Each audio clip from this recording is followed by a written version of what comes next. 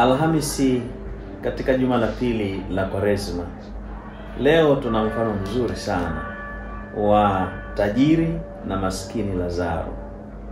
Tumesimuliwa kwamba katika maandiko kwamba yule tajiri alikuwa anakula vizuri, anavaa vizuri, alafu maisha yake yalikuwa ya anasa, yanavutia kweli na vyakula vizuri.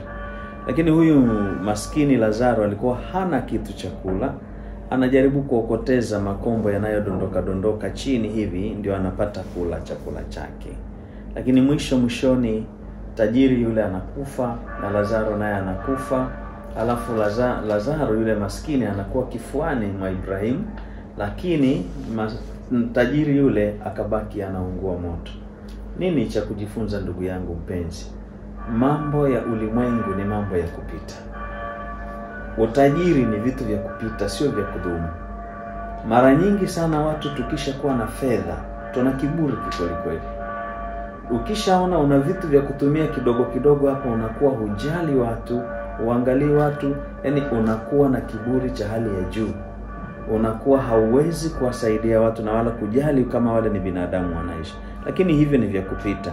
Tajiri alikuwa na utajiri wake na ukapita, na mwisho akaenda mahala ambako hawezi kutumia utajiri wake. Tujifunze kuwa waaminifu kutumia mali za ulimwengu huu tulizopewa. Kutumia vizuri vile tulivyopewa.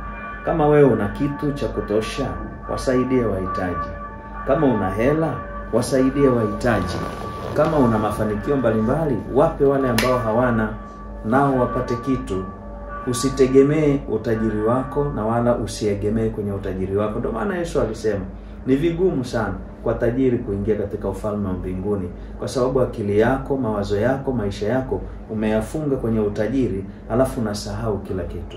Vitu vya ulimwengu vinapotea. Mambo ya umilele hayapotei. Mungu yupo. Mbingu na dunia zitapita, Mungu yupo. Kila kitu kitapita, Mungu yupo.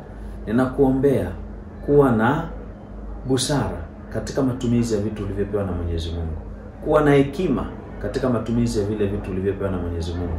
Vitumie kwa kuwasaidia ambao hawana na kuwasaidia wasiojiweza. Hasa katika kipindi hiki cha Kwaresma, kuna watu wengi wanahitaji msaada wako.